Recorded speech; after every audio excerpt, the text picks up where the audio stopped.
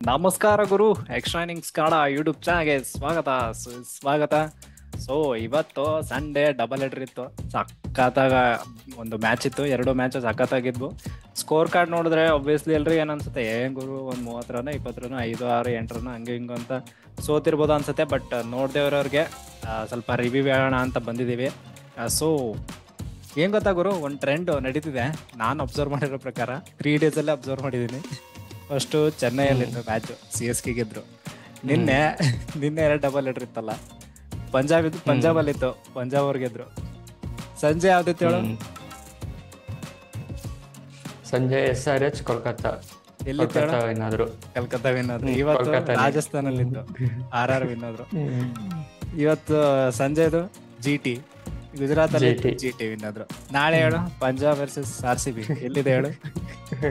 ಆಡ್ತೀಯಲ್ಲ, ಬೆಂಗಳೂರಲ್ಲೇ ಇರೋದು. ಬೆಂಗಳೂರೇ ಗೆಲ್ತಾರೆ.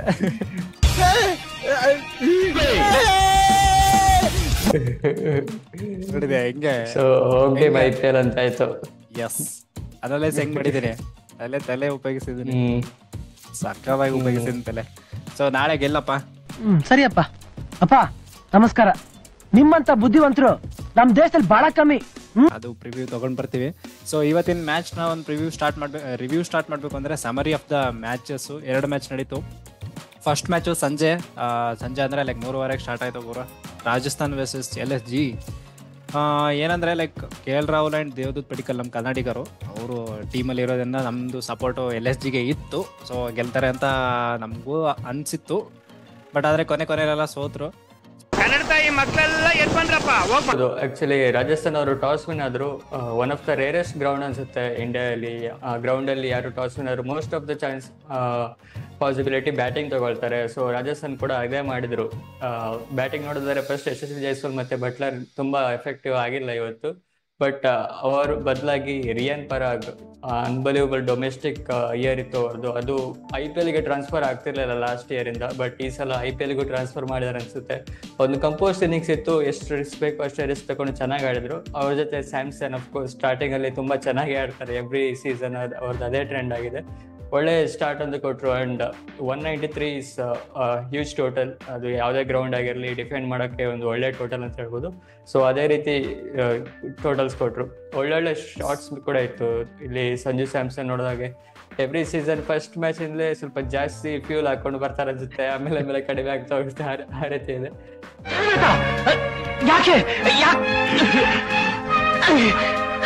But nonetheless great innings Sanju Samson ಅವನಿಂದ. ಸಂಜು ಸ್ಯಾಮ್ಸನ್ ಗುರು ಅಂದ್ರೆ ಲೈಕ್ ಆಲ್ಮೋಸ್ಟ್ ಹೆವಿ ಎಕ್ಸ್ಪೀರಿಯನ್ಸ್ ಇರೋ ಬ್ಯಾಟ್ಸ್ಮನ್. ಸೊ ಇಂಡಿಯನ್ ಟೀಮ್ಗೂ ಆಡಿದ್ದಾರೆ. ಸಖತ್ತಾಗಿರೋ ಬ್ಯಾಟ್ಸ್ಮನ್ ಗುರು. 6 ಹೊಡಿತಾರೆ, ಇಷ್ಟು ಫ್ಲೂಯೆಂಟ್ ಆಗಿ ಹೊಡಿತಾರೆ. ಆರಾಮಾಗಿ ಹೊಡೆದ್ರೆ 6 ಹೋಯ್ತುವಪ್ಪ ಅನ್ನೋ ತರ ಹೊಡಿತಾರೆ. ಒಳ್ಳೆ ಬ್ಯಾಟ್ಸ್ಮನ್ ಗುರು. ಬಟ್ ಅಂದ್ರೆ ಬರ್ತಾ ಏನಾಗುತ್ತೆ, ಲಾಸ್ಟ್ಗೆ 1 2 3 4 ಸಿಂಗಲ್ ಡಿಜಿಟ್ ಅಲ್ಲಿ ಔಟ್ ಆಗ್ತಾ ಹೋಗ್ತಾರೆ. ಒಂದು ಕನ್ಸಿಸ್ಟೆನ್ಸಿ ಇಲ್ಲ ಅಂತ. ಅದ್ ಬಿಟ್ರೆ ಒಳ್ಳೆ ಬ್ಯಾಟ್ಸ್ಮನ್. ಬಟ್ ಈ ಸರಿ ಅವ್ರು ಹೇಳ್ದಂಗೆ ಇವ್ರು ಸಂಗಕರ್ ಅವರು ಒಂಚೂರು ಹೇಳಿದಾರೆ ಅಂತ, ಏನೋ ಟಿಪ್ಸ್ ಕೊಟ್ಟಿದಾರಂತೆ, ಕೊನೆವರೆಗೂ ಆಡಪ್ಪ ನೋಡಿಕೊಂಡು ಅದಿದು ಅಂತ. ಸೊ ಓವರ್ ಆಲ್ ಒಂದು ಪರ್ಫಾರ್ಮೆನ್ಸ್ ಸಖತ್ ಕೊಡ್ತಾರೆ ಅಂತ ಕಾನ್ಫಿಡೆನ್ಸ್ ಇದೆ ಗುರು, ಕೊಡ್ಲಿ ಅಂತ ಆಶಿಸ್ತೀನಿ. ಸೊ ನೆಕ್ಸ್ಟ್ ಬರೋದು KL ರಾಹುಲ್, ನಮ್ಮ ಕನ್ನಡಿಗ KL ರಾಹುಲ್ ಅವರು. ಇಂಜುರಿ ಮೇಲೆ ಇಂಜುರಿ ಅವ್ರ ಜೊತೆ ಸ್ನೇಹಿತ ಆಗಿದೆ ಅನ್ಸುತ್ತೆ. ಸೊ ಅವರು ಇಂಜುರಿ ಆದ್ಮೇಲೆ ಬಂದು 50 ಔಟ್ ಹೊಡೆಯೋದೆಲ್ಲ ಕ್ರೇಜಿ ಗುರು, ಸಖತ್ತಾಗಿ ಆಡಿದ್ರು. ಬಟ್ ಪ್ರಾಬ್ಲಮ್ ಏನು ಅಂತಂದ್ರೆ 44 ಬಾಲಲ್ಲಿ 52 ನಾಟ್ ವರ್ತ್ ಆಯ್ತು ಆಕ್ಚುಲಿ ಲಾಸ್ಟ್ ಅಲ್ಲಿ. ಸೊ ಒಂದು 36 ಬಾಲ್ 58 ಇದ್ರೆ ಇನ್ನು ಸಖತ್ತಾಗಿರೋದು. ಬಟ್ ಆದ್ರೆ ಒಳ್ಳೆ ಆಟ, ಯಾಕಂದ್ರೆ 11-12 ರನ್ಗೆ 3 ವಿಕೆಟ್ ಏನೋ ಹೋಗಿತ್ತು ಗುರು. ಸೊ ಇವರು ಸ್ಟಡಿ ಸ್ಟಡಿಯಾಗಿ ಆಟ ಆಡಿದ್ರು, ಸಖತ್ತಾಗಿ ಆಡಿದ್ರು. ಅಂಡ್ ದೇವದೂತ್ ಪಡಿಕ್ಕಲ್ 0 ಔಟ್ ಆಗಿದ್ದು ಅದೊಂಥರ ಬೇಜಾರು. ಆಕ್ಚುಲಿ ಕನ್ನಡಿಗರದ ಒಂದು ಸಾರ್ವಭೌಮತೆ ಇರ್ಬೇಕಲ್ಲ ಎಲ್ಲ ಕಡೆನೂ. ಆಗಬಾರದು ಅಂತ ರೂಲ್ ಇದೆಯಾ? ನಿಕೋಲಸ್ ಪೂರನ್ ಆಡಿದ್ರು ಸಖತ್ತಾಗಿ.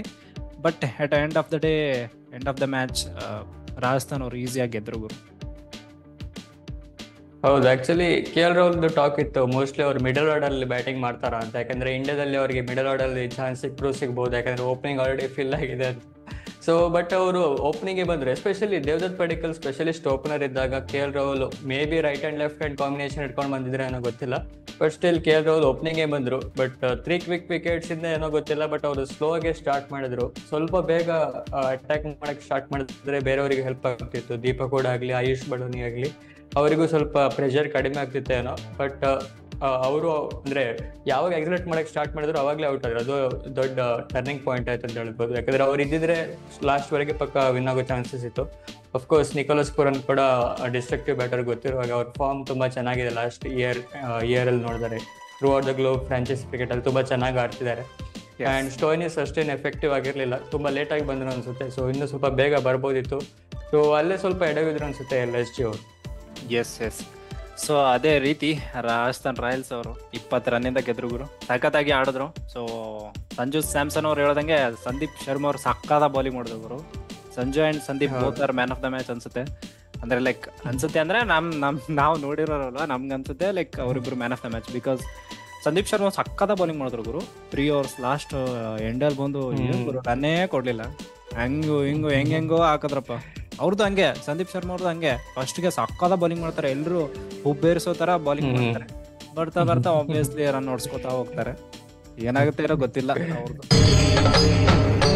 ಇದೆ ಇಲ್ಲೊಂದು ಸಮಸ್ಯೆ ಖಂಡಿತ ಇದೆ. ಸೊ ನೆಕ್ಸ್ಟ್ ಮ್ಯಾಚಿಗೆ ಬರೋದಾದ್ರೆ ಗುರು, ಓ ಗಾಡ್ ಹಾರ್ದಿಕ್ ಪಾಂಡ್ಯ ಟೀಮ್ ಗುರು, SS ಗುಜರಾತ್ ಟೈಟನ್ಸ್. ಇದೊಂಥರ ಸಸ್ತಾ ಎಲ್ ಕ್ಲಾಸಿಕೋ ಆಗಿರೋ ತರ ಕಾಣ್ತಿದೆ ಇದು. ಇಂಡಿಯನ್ಸ್ ಗುಜರಾತ್ ಟೈಟನ್ಸ್ ಒಂಥರ ನೆಕ್ಸ್ಟ್ ಲೆವೆಲ್. ಯಾಕಂದ್ರೆ ಹಾರ್ದಿಕ್ ಪಾಂಡ್ಯ ಅವರು ಆಬ್ವಿಯಸ್ಲಿ ಮುಂಬೈ ಕ್ಯಾಪ್ಟನ್ ಅದರಲ್ಲ ಗುಜರಾತ್ ಬಿಟ್ಟು. ಸೊ ಓವರ್ ಆಲ್ ಆಗಿರೋದೊಂದು ಪರ್ಫಾರ್ಮೆನ್ಸ್ ನೋಡಿದ್ರೆ ಗುರು, ನಾನು ಕ್ರಿಕ್ ಬೇಸ್ ಅಲ್ಲಿ ಓದ್ತಿದ್ದೆ, ಒಬ್ರು ಕಮೆಂಟ್ ಮಾಡಿದ್ರು, ಸಗಾದಾಗ ಮಾಡಿದ್ರು. ನಾ ಹಾರ್ದಿಕ್ ಪಾಂಡ್ಯ ಕ್ಯಾಪ್ಟನ್ಸಿಯಲ್ಲಿ ನೋಡೋದಾದ್ರೆ first 2 to 3 overs Hardik Pandya ಹಾಕ್ತಾರೆ. ಬಟ್ ಲಾಸ್ಟ್ ಎಂಡಲ್ಲಿ ನೋಡ್ಬೇಕಾದ್ರೆ ಮೇನ್ ಬೌಲರ್ ಇರ್ತಾರಲ್ಲ ಅವರು ಉಳ್ದೋಗ್ ಬಿಡ್ತಾರೆ. ಅವ್ರದ್ದು ಒಂದು 2 to 3 overs ಉಳ್ದೋಗ್ ಬಿಡುತ್ತಂತೆ. So Hardik Pandya as a bowler effective ಇದ್ರೆ ಮ್ಯಾಚ್ ಅಂದ್ರೆ ಲೈಕ್ ಮುಂಬೈ ಇಂಡಿಯನ್ಸ್ಗೆ ಒಂದು ಒಳ್ಳೇದಾಗುತ್ತೆ. ಇಲ್ಲ ಅಂದ್ರೆ ಹೆಂಗಾಗುತ್ತೆ ಅಂದ್ರೆ ಇವರು ಮೇಲೆ ರನ್ ಕೊಟ್ರೆ 4ನೇ ಓವರ್ 5ನೇ ಓವರ್ ಬುಮ್ರಾಗ್ ತಗೊಂಡ್ ಬಂದ್ಬಿಟ್ರೆ ನೀವು ಅಲ್ಲಿ ಆಲ್ಮೋಸ್ಟ್ ಅವ್ರು ಸೆಟ್ ಆದಂಗೆ ಬ್ಯಾಟ್ಸ್ಮನ್, ಇಬ್ರಲ್ಲಿ ಒಬ್ರಾದ್ರೂ ಸೆಟ್ ಆದಂಗೆ ಅಲ್ವಾ. ಇವಾಗ ಫಸ್ಟ್ಗೆನೆ ನೀವು ಮುಂಬೈ ಅವರು ನೀವು ಬುಮ್ರಾ ಅವ್ರಿಗೆ ಫಸ್ಟ್ ಓವರ್ ಬೇಡ ಗುರು, ಸೆಕೆಂಡ್ ಓವರೇ ಕೊಡ್ಬೇಕಿತ್ತು. ಇವ್ರು 4th over 5th over ತಂದ್ರೆ ಅಲ್ಲಿ ಆಲ್ಮೋಸ್ಟ್ 27 ರನ್ ಆಯ್ತು ಗುರು. ಅದ್ರ ಬದಲು 27ಕ್ಕೆ 4 ಹೋಗಿರಬಹುದು, ಯಾರು ಗೊತ್ತು ಅಲ್ವಾ. ಸೊ ಅದು ನಾನು ಮೈಂಡ್ ಸೆಟ್ ಹೇಳ್ತಿದ್ದೀನಿ. ಈ ಹಾರ್ದಿಕ್ ಪಾಂಡ್ಯ ಅವ್ರ ಬೌಲಿಂಗ್ ಬಗ್ಗೆ ಹೇಳಲೇಬೇಕು.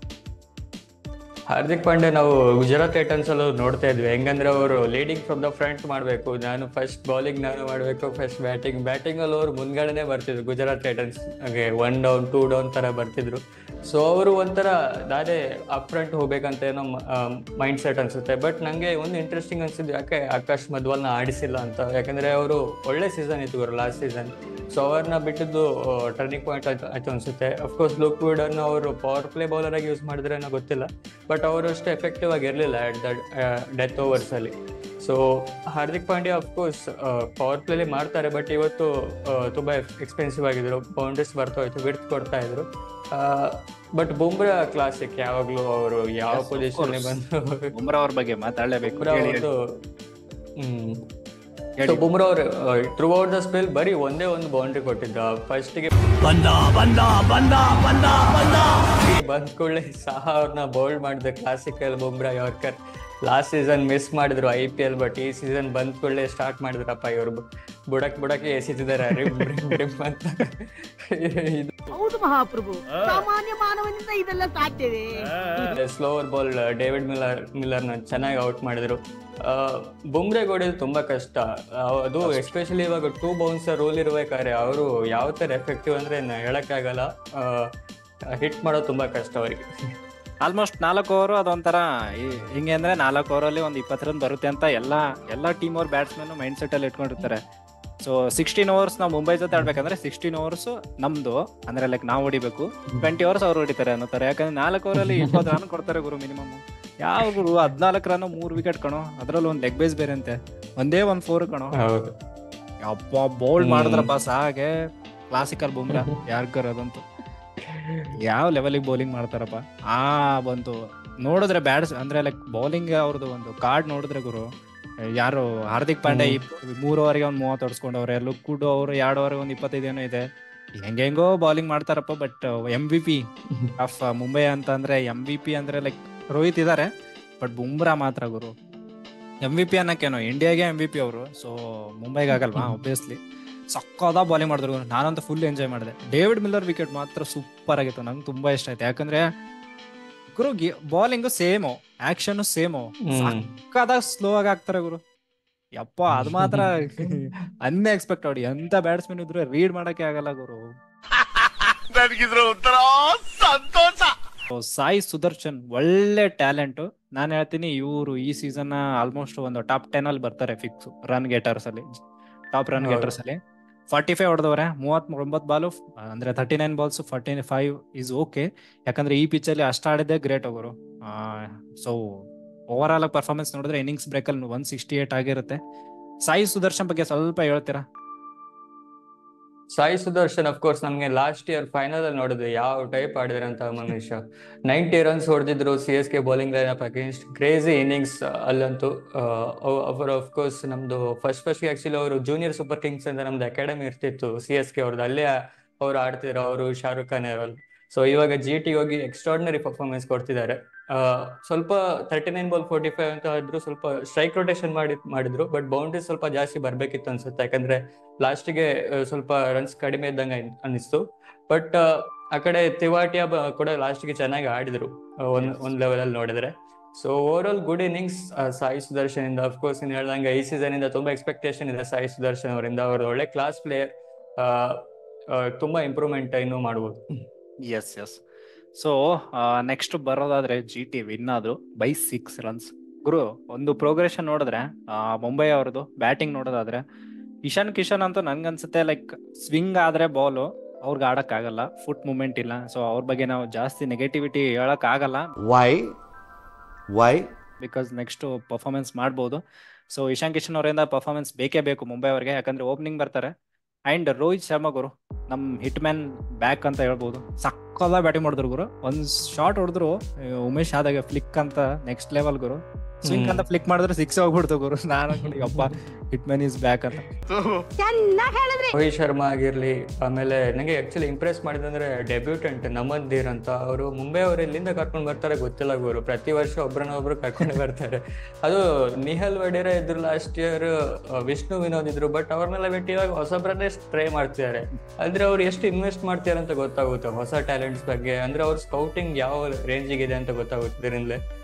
ಅಫ್ಕೋರ್ಸ್ ಇಶಾನ್ ಕಿಶನ್ ಸ್ವಿಂಗ್ ಆದರೆ ಸ್ವಲ್ಪ ಸ್ಟ್ರಗಲ್ ಮಾಡ್ತಾರೆ. ಕ್ರೆಡಿಟ್ ಟು ಒಮರ್ ಜೈ ಕೂಡ, ಅವರು ಡೆಬ್ಯೂ ಗೇಮ್ ಇದ್ರು, ಚೆನ್ನಾಗಿ ಪೇಸ್ ಕೂಡ ಇದೆ ಚೆನ್ನಾಗಿ ಅವ್ರದ್ದು.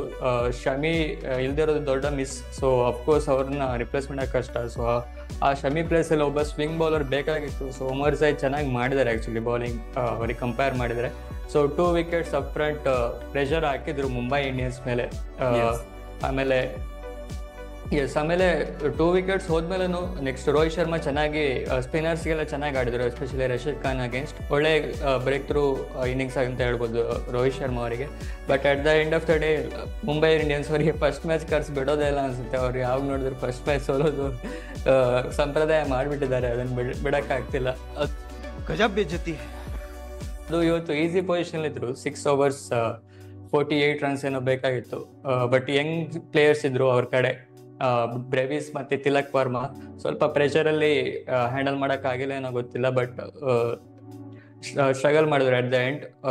ಅಫ್ಕೋರ್ಸ್ ಒಂದು ಬ್ಯಾಡ್ ಮೂವ್ ಅನ್ಸಿದ್ದು ನಂಗೆ ಅದೇ, ಹಾರ್ದಿಕ್ ಪಾಂಡ್ಯನ ಮೊದಲು ಕಳಿಸ್ಬೋದಿತ್ತು ಟೀಮ್ ಡೇವಿಡ್ ಮೊದಲು. ಅದೇ ಆಕ್ಚುಲಿ ತಿಲಕ್ ವರ್ಮಾ ಅವರು ಸಿಂಗಲ್ಸ್ ತಗೊಳ್ತಿರ್ಲಿಲ್ಲ ಟೀಮ್ ಡೇವಿಡ್ಗೆ ಪ್ರಿವೆಂಟ್ ಮಾಡೋಂಗಿದ್ದಾರೆ. ಯಾಕೆ ಆ ರೀತಿ ಮಾಡ್ತಿರೋ ಗೊತ್ತಾಗ್ತಿರ್ಲಿಲ್ಲ, ಏನಾಗ್ತಿದೆ ಅಂತ ಗೊತ್ತಿಲ್ಲ. We have no idea. So Tim David ತುಂಬಾ ಸ್ಟ್ರಗಲ್ ಮಾಡಿದ್ರು. Of course Mohit Sharma extraordinary bowling, slower ones ಅವ್ರದ್ದು ಡಿಸೀವ್ ಆಗುತ್ತೆ ತುಂಬಾ. ಸೊ ಅವ್ರಿಗೆ ಅಗೇನ್ಸ್ಟ್ ಹಿಟ್ ಮಾಡೋದು ತುಂಬಾ ಕಷ್ಟ.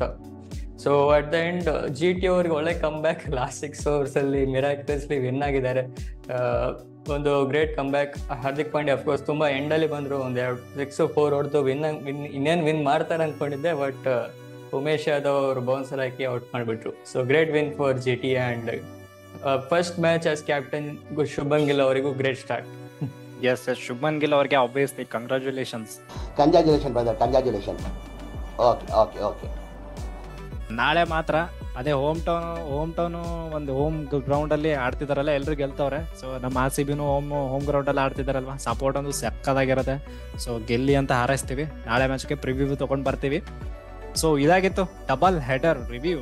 ಸೊ ಈ ವಿಡಿಯೋ ಇಷ್ಟ ಆಗಿದ್ರೆ ಪ್ಲೀಸ್ ಲೈಕ್ ಮಾಡ್ರಿ, ಶೇರ್ ಮಾಡ್ರಿ, ಕಮೆಂಟ್ ಮಾಡ್ರಿ. ಸೊ ಸಬ್ಸ್ಕ್ರೈಬ್ ಮಾಡಲೇಬೇಕು, ಇದು ನಮ್ಮ ಕಳಕಳಿಯ ಬೇಡಿಕೆ. ನಾನ್ ನಿಮ್ಮನ್ನ ಕೇಳ್ಕೊತಾ ಇದ್ದೀನಿ, ಡಿಮ್ಯಾಂಡ್ ಅಲ್ಲ, ಬೇಡಿಕೆ, request. And that's it for the day. So bye Hardik, Jai Hind, Jai Karnataka. Bye Jaggu. ಮತ್ತೆ ಭೇಟಿಯಾಗೋಣ. ನಮಸ್ಕಾರ.